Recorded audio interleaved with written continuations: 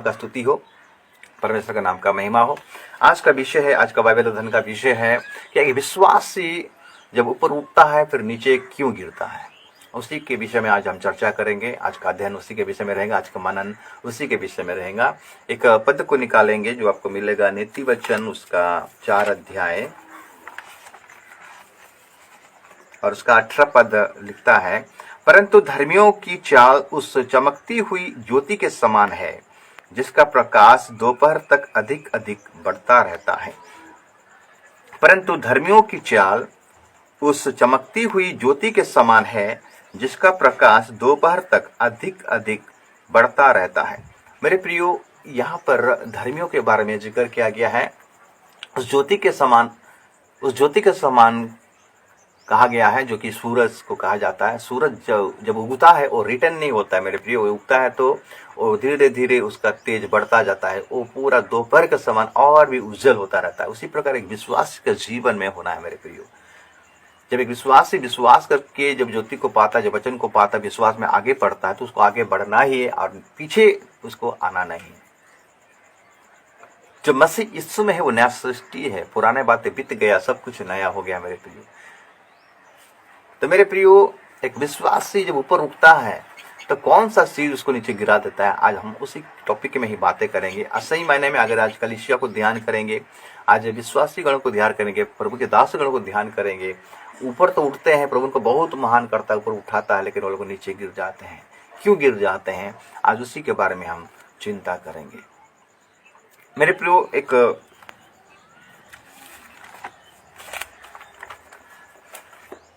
अगर हम ईसाई नबी का पुस्तक निकालेंगे, ईसाया उसका 14 अध्याय को निकालेंगे, एक विषय को देखेंगे।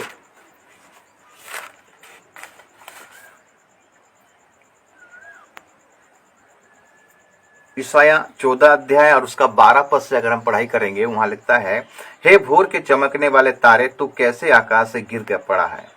तू जो जाति जाति को हरा देता था, तू अब कैसे काटकर भूमि पर गिरा गया। ये भोर के चमकने वाले तारे। मेरे प्रियो, ये स्वर्गदूत, एक स्वर्गदूत है जो कि प्रभु उसको महान बनाया था, एक उसको अच्छे रीति से बनाया था। प्रधान स्वर्गदूत में से एक स्वर्गदूत है, उसका नाम है लूसीफर, जो कि हम देखते हैं कि प्रभु उसको ऊंचा, बहुत उसका पद भी ऊंचा किया था और अच्छा पोस्ट भी उसको मिला था। लेकिन वो अपने पोस्ट में संतुष्टि नहीं था। वो क्या किया, बलवा करने लगा। और वो देखते हैं कि वो गिरा क्यों। अगर उसका नीचे वाला पद 13 पद को पढ़ाई करेंगे, ईसाई नबी का पुस्तक उसका 14 का 13 पद, तू मन में कहता तो था, मैं स्वर्ग पर चढ़ूंगा, मैं अपने सिंहासन को ईश्वर के तारागण से अधिक ऊंचा करूंगा और उत्तर दिशा की छोर पर सभा के पर्वत पर विराजूंगा। मैं मेघों से भी ऊंचे ऊंचे स्थानों के ऊपर चढ़ूंगा, मैं परम प्रधान के तुल्य हो जाऊंगा। मेरे प्रिय, ये मन में विचार किया, मन में इसका जीवन में एक विचार आया। मेरे प्रिय, प्रभु मन को देखता है, प्रभु मन को जांचता है। शैतान मन को नहीं जांचता, देख नहीं पाता है। और ये दूत मन में घमंड किया मेरे प्रिय, उसका जीवन में घमंड आया। तू मन में कहता तो था, मैं स्वर्ग पर चढ़ूंगा, मैं अपने सिंहासन को ईश्वर के तारागण से अधिक ऊंचा करूंगा और उत्तर दिशा की छोर पर सभा के पर्वत पर विराजूंगा। मैं मेघों से भी ऊंचे ऊंचे स्थान के ऊपर चढ़ूंगा, मैं परम प्रधान के तुल्य हो जाऊंगा। प्रभु उसको अच्छा पोस्ट दिया था, अच्छा बनाया था मेरे प्रिय। स्वर्गदूत में से एक स्वर्गदूत, उसका नाम लूसीफर का आराधक था, परमेश्वर का वो आराधना करता था। लेकिन उसको प्रभु नीचे गिरा दिया। क्यों गिरा दिया? अगर एजिकल पुस्तक उसका 28 अध्याय को निकालेंगे, एजिकल उसका 28 अध्याय को निकालेंगे और 17 पद को पढ़ाई करेंगे। इसका मन में क्या हुआ था? सुंदरता के कारण तेरा मन फूल उठा था और वैभव के कारण तेरी वृद्धि बिगड़ गई थी। मैंने तुझे भूमि पर पटक दिया और राजाओं के समान तुझे रखा कि वे तुझको देखें। तेरा धर्म के कामों की बहुतायत से और तेरे लेन देन की कुटिलता से तेरे पवित्र स्थान अपवित्र हो गया, इसीलिए मैंने तुझ में से ऐसी आग उत्पन्न की जिससे तू भस्म हुआ, और मैंने तुझे सब देखने वालों के सामने भूमि पर भस्म कर डाला है। मेरे प्रियो, ये घमंड किया, इसके मन में घमंड आया। आज घमंड के चलते आज बहुत सारा परिवार बर्बाद हो गया। आज घमंड के चलते बहुत सारा कलीसिया बर्बाद हो गया। आज घमंड के चलते आज बहुत सारा मिनिस्ट्री बर्बाद हो गया। आज घमंड के चलते आज परिवार बंधुआई में चला गया। मेरे प्रिय, थोड़ा सा खमीर गुने हुए आटो को क्या करता है?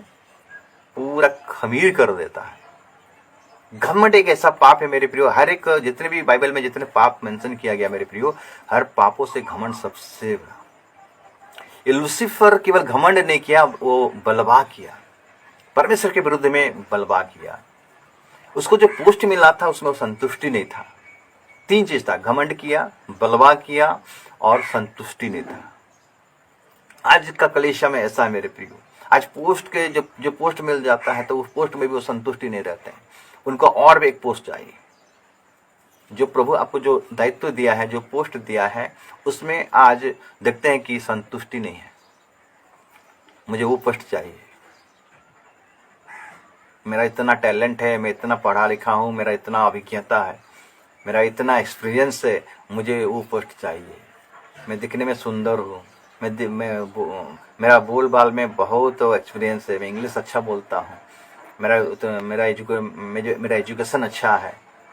मेरे पर ये घमंड क्या करता है, जिसका मन में जो घमंड आता है ना, वो किसी बात पर संतुष्टि नहीं रहता है, वो बलवा करता है, परमेश्वर के विरुद्ध में बलवा करता है। और उसको जो पोस्ट मिल रहा रहता है वो पोस्ट में संतुष्टि नहीं रहता, और एक पोस्ट उसको चाहिए। आज इसी के चलते मेरे प्रिय, घमंड के चलते आज बहुत सारा विश्वासी पासवान सब गिर गए हैं मेरे प्रिय। प्रभु उनको नीचे गिरा दिया है। जिस प्रकार लूसीफर स्वर्ग में था, प्रभु उसको नीचे गिरा दिया, पूरा नरक में ले आया मेरे प्रिय। शैतान बन गया लूसीफर, दूतों से भूत हो गया।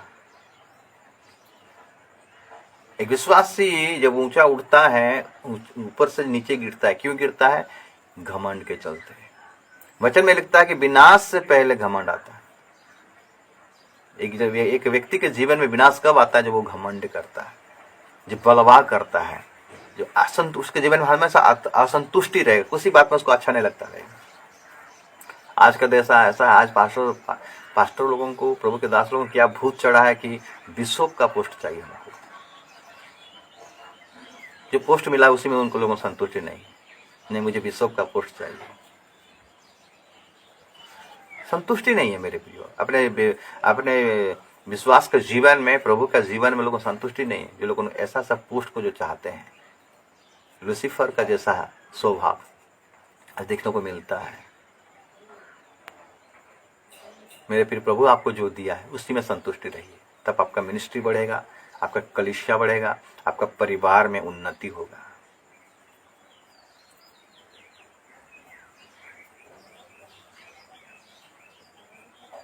लूसीफर को जो मिला था वो बहुत अच्छा मिला था। लूसीफर क्या गवाया जानते हैं? लूसीफर स्वर्ग का उस अधिकारी को, उसका पोस्ट को तो गवाया, उसका जो नाम था, जो शोहरत था, वो भी गवा दिया, उसका इमेज को खराब कर दिया। अब बार बार हम देखते हैं कि जिब्राइल और मिखाइल के बारे में बाइबल में मेंशन होता है। प्रभु के काम को कितना आराम, कितना विश्वास योग्य के साथ साथ करते हैं। अगर ये भी रहता तो मेरे फिर इसका नाम भी मतलब महान होता। इसका घमंड के चलते मेरे प्रिय उसको नीचे गिरा दिया गया। पोस्ट के पीछे मत भागिए मेरे प्रिय, मैं ऊंचे पोस्ट पर बैठूंगा, मैं परमेश्वर के जगह में लूंगा। आज ऐसा तो होता है, मेरे अंडर में सब रहेंगे, मेरे नीचे सब रहेंगे। ऐसा सोच, ऐसा विचार क्या करता है? हमें नीचे गिरा देता है। आज बहुत सारा प्रभु के लोग आज ऊपर से नीचे गिर गए हैं मेरे प्रियो। उनका मिनिस्ट्री बर्बाद हो गया है, उनका कलीसिया बर्बाद हो गया है, उनका सेवकाई बर्बाद हो गया है। ये लूसीफर का घमंड के चलते। घमंड में 3 बातें, एक तो घमंड है, दूसरा है बलवा करना, और तीसरा है असंतुष्टि। मतलब आपका जो पोस्ट मिला है उस पोस्ट में आप संतुष्टि नहीं है। मेरे प्रियो, पोस्ट प्रभु देता है, आप खुद पोस्ट को नहीं पा सकते। परमेश्वर की तरफ से पोस्ट आता है। अगर परमेश्वर की तरफ से पोस्ट आता है तो उसी में आप विश्वास योग्यता के साथ काम कीजिए। प्रभु आपको और ऊंचा उठाएगा और ऊंचा बढ़ाएगा। प्रभु हमारा जीवन में ऐसा आशीष को चाहता है। ये पहला गिरावट देखिए, एक स्वर्गदूत का गिरावट।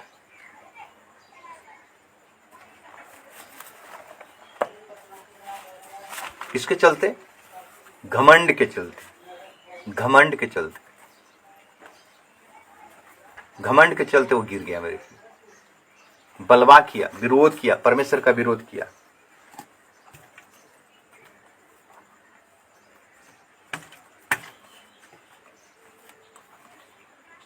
और एक व्यक्ति के बारे में चिंता करेंगे।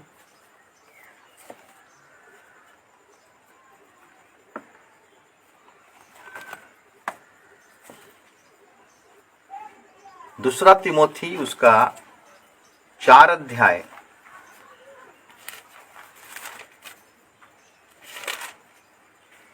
और उसका 10 पद को हम ध्यान करेंगे। दूसरा तिमोथी 4 अध्याय और 10 पद को क्या लिखता है? क्योंकि दिमास ने इस संसार को प्रिय जानकर मुझे छोड़ दिया है और थेसलोनिक की ओर चला गया है।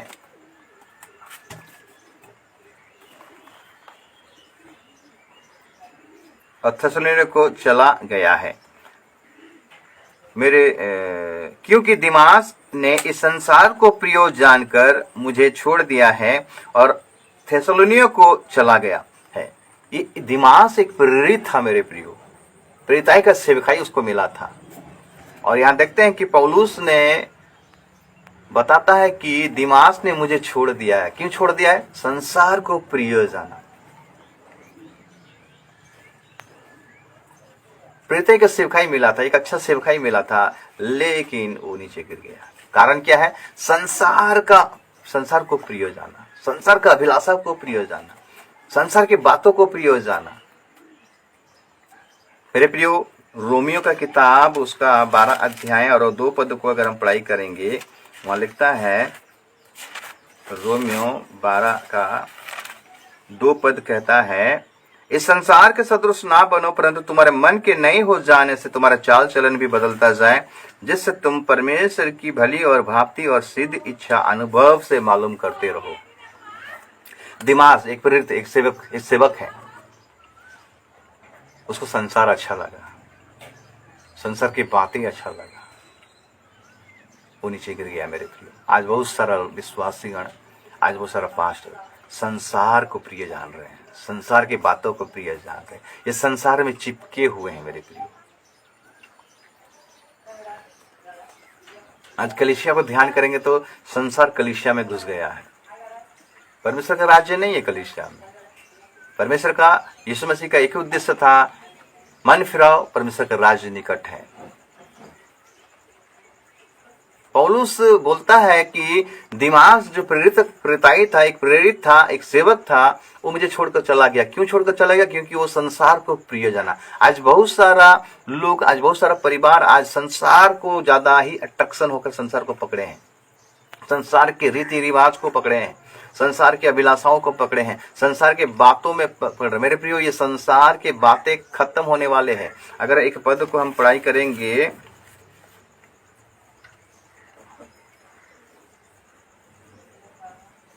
पहला यूहन्ना की किताब 2 अध्याय, पहला यूहन्ना का किताब और 2 अध्याय और उसका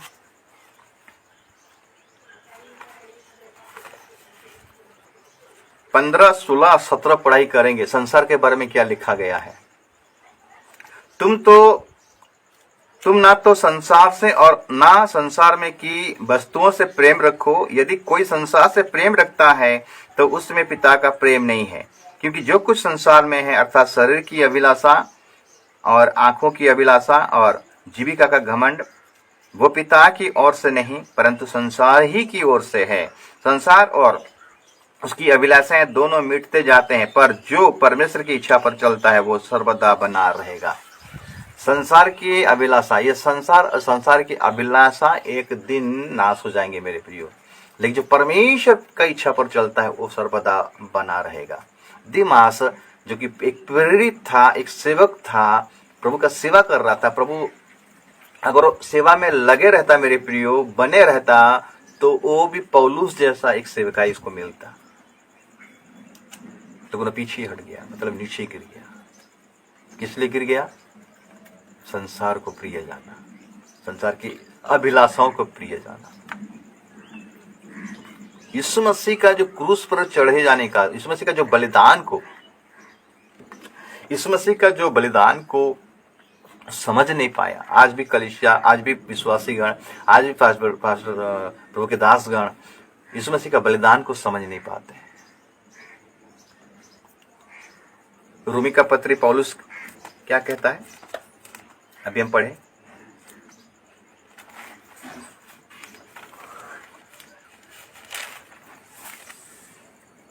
इस संसार के सदृश ना बनो, परंतु तुम्हारे मन के नहीं हो जाने से तुम्हारा चाल चलन भी बदलता जाए, जिसे तुम परमेश्वर की भली और भावती और सिद्ध इच्छा अनुभव से मालूम करते रहो। दिमास संसार को देखा, संसार में फंस गया। आज बहुत सारा कलीसिया, आज देखते कि विश्वासीगण, आज प्रभु के दासगण संसार से लिपट गए हैं। प्रभु का लक्ष्य को, प्रभु का योजना को वो लोग ध्यान नहीं दे रहे हैं। वचन में लिखता है कि तू अपना समझ का सहारा ना लेना, संपूर्ण मन से यहोवा पर भरोसा रखना और यहोवा तेरे लिए सीधा मार्ग निकालेगा। मेरे प्रियो, लूत का पतन होने का कारण क्या जानते हैं? लूत का पतन होने का कारण है जो संसार सोदम और उमर में दिखाई देता था, वो संसार में वो घुस गया था लूत। उसका पूरा परिवार का पतन हो गया। लूत का जीवन में योजना था, क्योंकि प्रभु जब वो हमको जन्म देता है इस धरती पर, हमारे जीवन में योजना आता है। माता का गर्भ में रचने से पहले मैंने चित्त लगाया और उत्पन्न होने से पहले मैं तेरा अभिषेक किया। मेरे प्रियो, यिर्मयाह भविष्यवक्ता की पुस्तक उसका 29 अध्याय 11, 12 और 13 में कहता है कि मैं तुम्हारे विषय में जो कल्पनाएं किया हूं वो हानि का नहीं, कुशल का है, और अंत में तेरी आशा को पूरा करूंगा।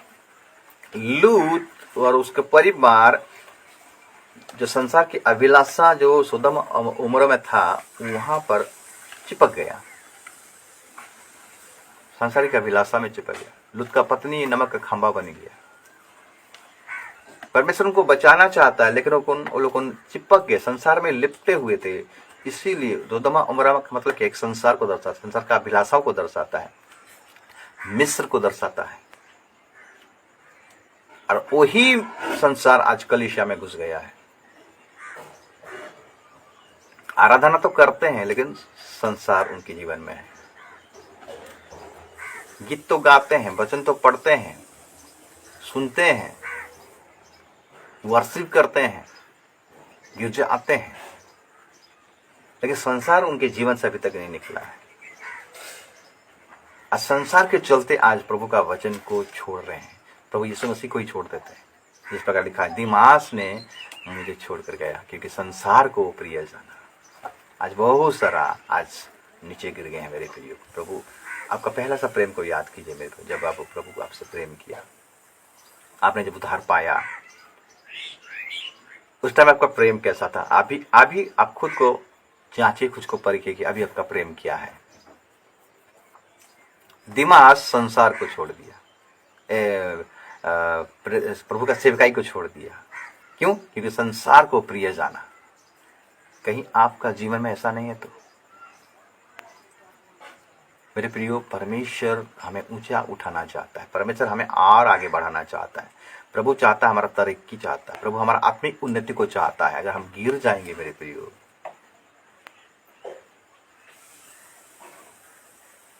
जब नीचे गिर जाएंगे, उठाने वाला कोई नहीं देगा। जिस प्रकार शैतान लूसीफर जब गिर गया, उसको कोई बचाने वाला नहीं था मेरे प्रियो। उसको मौका ही नहीं मिला माफी मांगने के लिए। संसार को प्रिय जाना, इस संसार के सदृश हमें नहीं बनना है मेरे प्रियो। जो संसार से प्रेम रखता है वो परमेश्वर से बैर रखता है। उसके अंदर में परमेश्वर नहीं है, उसके जीवन में परमेश्वर नहीं है। अगर सांसारिक अभिलाषाओं को अपने जीवन में आप लागू करते हो, संसार में आप डूबे हुए मेरे प्रियो, मैं आपसे निवेदन करता हूँ वहां से निकल आइए। परमेश्वर ने लूत को, उसके पूरा परिवार को बोला यहां से जल्दी निकलो, ये सांसारिक बातों से जल्दी निकलो, ये पाप से जल्दी निकलो। जब तक तुम लोग नहीं निकलोगे मैं इस जगह को नाश नहीं करूंगा। मेरे प्रिय वो लोग निकले, उसके बाद सोदोमा अमोरा को पूरा नाश कर दिया गया। ये संसारिक सुंदरता ज्यादा दिन तक नहीं रहेगा मेरे प्रिय, संसार ज्यादा दिन तक टिकेगा नहीं, क्योंकि ये संसार एक दिन आग से जलाया जाएगा। क्योंकि पतरस का पत्री कहता है सबको मन फिराव का मौका मिले, इसलिए प्रभु चुपचाप है, धैर्य रखा है और एक दिन ये संसार को आग में जला देगा।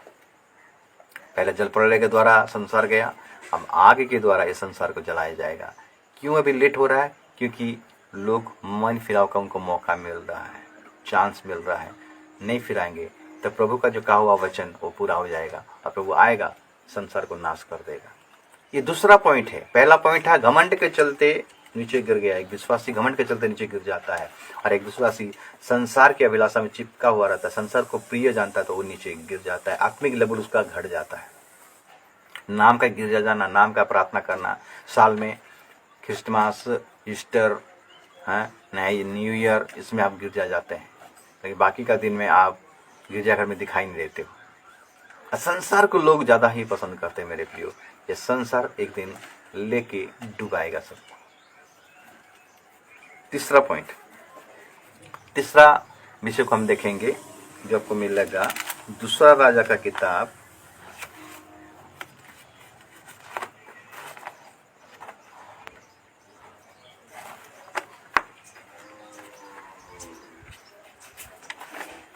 उसका 5 अध्याय को निकालेंगे और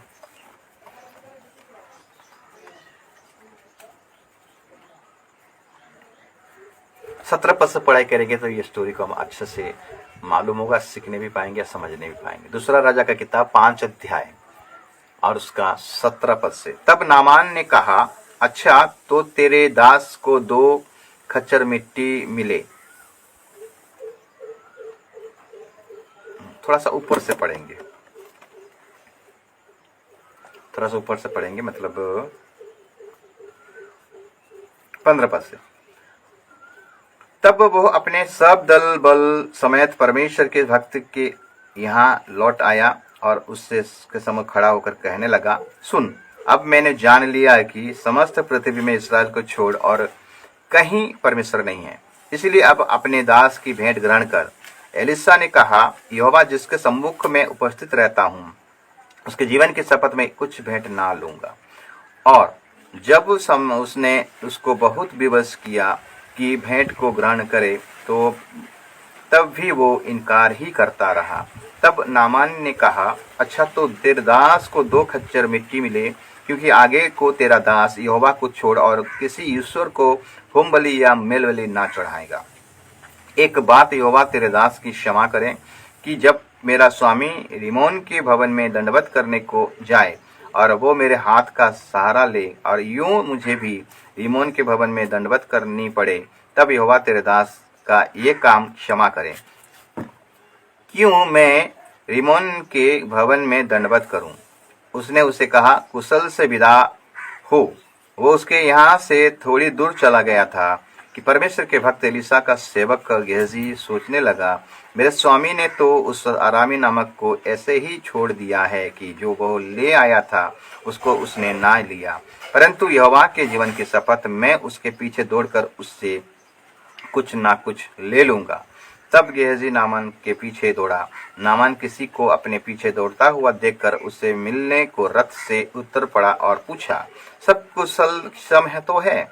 उसने कहा, हाँ सब कुछ कुशल है, परंतु मेरे स्वामी ने मुझे ये कहने को भेजा है कि एफ्रेम के पहाड़ी देश से भविष्यवक्ताओं के चेलों में से 2 जवान मेरे यहाँ अभी आए हैं, इसलिए उनके लिए 1 किक्कार चांदी और 2 जोड़े वस्त्र दो। नामान ने कहा, खुशी से 2 किक्कार ले लो। तब उसने उसे बहुत विनती करने विनती करके 2 किकार चांदी अलग थैली में बांधकर 2 जोड़े वस्त्र समेत अपने 2 सेवकों पर लाद दिया और वे उन्हें उसके आगे आगे ले चले। मेरे प्रिय, यहाँ पर ये स्टोरी को पढ़ने का मतलब है, ये वचन को पढ़ने का मतलब है, एलिसा का एक दास था गेहजी, एक अच्छा सेवकाई उसको मिला था। नामान को ही एलिसा का पास आया था चंगा होने के लिए और बहुत सारा धन लेकर आया था। और वहां देखते हैं कि यरदन में जाकर 7 बार डुबकी मारकर नामान कोड़ी चंगा हो गया। चंगा होने के बाद जो भेंट लाया था वो एलिसा को जांचने लगा, देने लगा, जबरन करने लगा, लेकिन एलिसा मना किया। यहाँ पर एक दर्शन, एक छवि को देखिए मेरे प्रिय, एक अच्छा क्वालिटी का दास, उसका एक मोटिव है, एक उद्देश्य है, परमेश्वर का सेवा करना, मनुष्य के ऊपर भरोसा नहीं करना। उसने कहा मैं एक भी नहीं लूंगा। सेवकाई के लक्ष्य को देखिए मेरे प्रियो, सेवकाई के लक्ष्य को देखिए, वो लोभ नहीं किया, लालच नहीं किया, क्योंकि परमेश्वर ने अगर बुलाया है तो परमेश्वर उपाय करेगा मेरे प्रियो। कोई मनुष्य, अन्य जाति क्या सोचेगा, क्या जानेगा इसके बारे में, लेकिन ये मना किया। एक अच्छा टेस्टिमनी, एक अच्छा गवाही नामान को दिया। नामान की दृष्टि में ये दास पूरा क्या बोलते हैं, परफेक्ट मैन, ए प्रभु का जन, ए प्रभु का भक्त, प्योर पवित्र जन, उसके दृष्टि में वो देखने लगा। ऐसा ही वो छवि को प्रभु का दास ने रखा। आज भी हमारा जीवन में हम अगर सेवकाई कर रहे हैं मेरे प्रियो, तो हमारा छवि को दूसरों के सामने अच्छा गवाही देना है। हमारा कैरेक्टर अच्छा रहना चाहिए, हमारा सोच अच्छा रहना चाहिए, हमारा विचार अच्छा रहना चाहिए। लेकिन आज का डेट को अगर ध्यान करेंगे, आज बहुत सारा प्रभु के दास को हम देखते हैं कि बाहर से सपोर्ट आता है, उनका अच्छा मतलब अच्छा सेवकाई मिला है, मौका मिला है, लोभ के चलते, लालच के चलते मेरे प्रिय उनका मिनिस्ट्री आज बर्बाद हो गया है। मैं सुना हूं भी हूं और देखा भी हूं। बाहर से सपोर्ट आता है, अच्छा उनको बच्चे लोगों के लिए सपोर्ट आता है, लेकिन उसको क्या करते हैं, छिपा देते हैं, देते नहीं है, ठीक से देते नहीं है, अपने फायदे के लिए उसको इस्तेमाल करते हैं। मेरे प्रियो, जो दास ऐसा करता है, जिस प्रकार गेहजी के जीवन में जो कोड़ आया, नामान का कोड़ गेहजी के जीवन में आया, उसी प्रकार आपके जीवन में भी ऐसा कोड़ आ जाएगा मेरे प्रियो। कोई उन्नति ही नहीं होगा। कोड़ का मतलब कोई उन्नति नहीं, पूरा शून्य, आपका मिनिस्ट्री शून्य हो जाएगा, आपका मिनिस्ट्री बर्बाद हो जाएगा। गेहजी को एक अच्छा चांस मिला था, जिस प्रकार एलिसा ने एलिया का सेवकाई कर रहा था, एलिया का दास था और 2 गुना अभिषेक पाया था, और गेहजी को भी मौका मिला था एक अच्छा सेवकाई करने के लिए, एक अच्छा दास मिला था मेरे प्रिय, एलिसा जैसा दास। एलिसा जैसा दास मिलेगा तो मैं सब कुछ छोड़कर चला जाऊंगा। जो एलिसा को परमेश्वर ने चुना था सेवकाई के लिए, वो एलिसा गेहजी को बोला, तू जब वहां गया था, गेहजी झूठ बोला। एलिसा पूछा गेहजी को, तू कहाँ गया था? बोला नहीं, मैं इधर गया था। तू जब उस नामान कोड़े के साथ नामान के साथ बात कर रहा था, क्या मैं तुझे नहीं देखा? मेरे प्रियो, एलिसा में ऐसा क्वालिटी था कि कोई शत्रु राजा अगर अपने कमरे में अगर कुछ चिंता करता है, बुराई चिंता करता है, लड़ाई के बारे में चिंता करता है, तो एलिसा को पता चल जाता था। गेहजी को भी पता था, लेकिन उसका जीवन में डर नहीं था, भय नहीं था, गिर गया। क्यों गिरा? लोभ के चलते, लालच के चलते। आज बहुत सारा विश्वासी गण, आज बहुत सारा प्रभु के दासगण लोभ के चलते उनका मिनिस्ट्री से गिर जाए, उनका सेवकाई से नीचे गिर जाए, उनका सेवकाई वहीं पर ठप हो गया और नीचे गिर गए। मेरे प्रिय,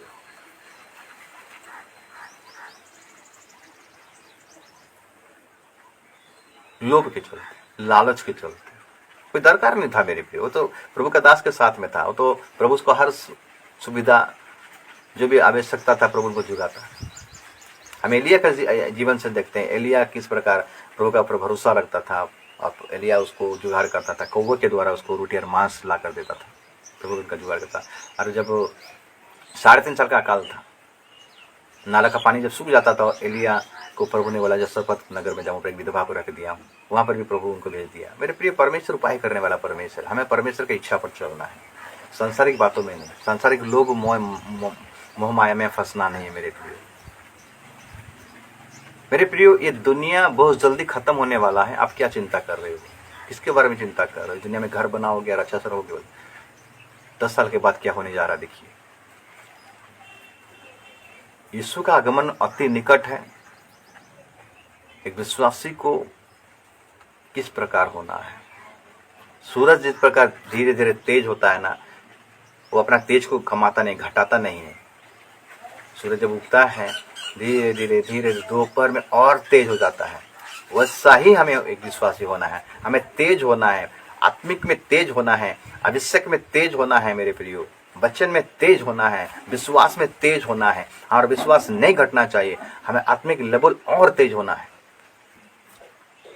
लेकिन आज दुखद वाला बात है, आज संसार का लोभ, मोह माया, घमंड नीचे गिराया जाता है।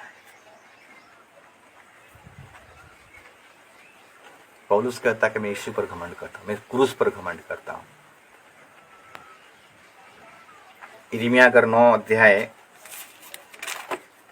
इसका 23-24 को पढ़ाई करेंगे, वहां क्या लिखता है? यहोवा यूं कहता है, यिर्मयाह 9 अध्याय 23 पद, यहोवा यूं कहता है, बुद्धिमान अपनी बुद्धि पर घमंड ना करे, न वीर अपनी वीरता पर, न धनी अपने धन पर घमंड करे, परंतु जो घमंड करे वो इस बात पर घमंड करे कि वो मुझे जानता और समझता है कि मैं ही वो यहोवा हूं जो पृथ्वी पर करुणा, न्याय और धर्म के काम करता है। क्योंकि मैं इन्हीं बातों से प्रसन्न रहता हूं।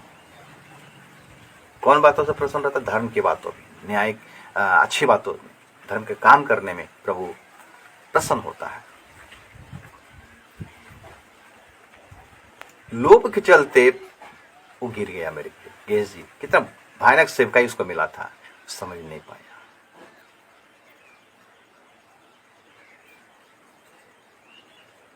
उलझाने वाला पाप और रोकने वाले वस्तु। अगर इब्रानी का पुस्तक अगर पढ़ाई करेंगे, इब्रानी 12 अध्याय और 1 पद, इस कारण जबकि गवाहों का ऐसा बड़ा बादल हमको घेरे हुए हैं, तो आओ हर एक रोकने वाली वस्तु और उलझाने वाले पाप को दूर करके वो दौड़ जिसमें हमें दौड़ना है, धीरज से दौड़ना है। उलझाने वाला पाप, एक रोकने वाली वस्तु, हर एक रोकने वाले वस्तु, उलझाने वाले पाप, हर एक रोकने वाले वस्तु। रोकने वाला वस्तु संसारिक लोभ, लालच, और उलझाने वाला पाप घमंड। अब्राहम के बारे में लिखा गया, इब्रानी 11 अध्याय को अगर पढ़ाई करेंगे 1 से लेके पूरा एंडिंग तक, विश्वास के वीरों के बारे में लिखा गया है। अब्राहम के पास बहुत धन था, वो घमंड कर सकता था लेकिन नहीं किया। दाऊद के पास भी बहुत धन था, इसहाक, याकूब, इनके पास बहुत धन था, वो घमंड कर सकते थे। यूसुफ भी घमंड कर सकता था। उनका घमंड परमेश्वर को जानना था। मेरे प्रियो, क्या हमारा घमंड परमेश्वर को हम जानते हैं? बुद्धिमान, वीर और धनवान। बुद्धिमान अपने बुद्धि पर घमंड ना करे, धनवान अपने धन पर घमंड ना करे, और वीर अपने वीरता पर घमंड ना करे।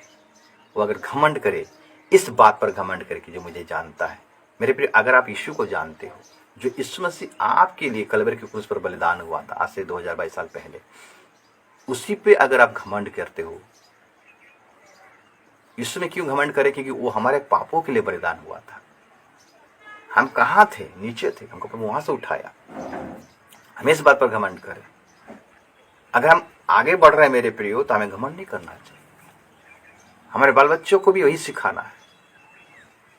उसका लड़का अच्छा पढ़ाई किया, वो दिखने में सुंदर है, इसमें घमंड आता है। मेरे प्रिय, ये घमंड अगर आपके जीवन में आता है तो सत्य साथ निर्लाल हो जाइए, प्रभु से माफी मांगिए, घुटने में आइए, प्रभु ये घमंड मेरे जीवन में ना आए, शैतान का हर एक बात मेरे जीवन में ना आए। शैतान कुछ भी नहीं है, संसार कुछ भी नहीं है, यीशु को छोड़कर कोई कुछ भी नहीं है। प्रकाशित पुस्तक 1 अध्याय अगर उसका 17 पद को पढ़ेंगे, क्या लिखता है? प्रकाशित पुस्तक 1 अध्याय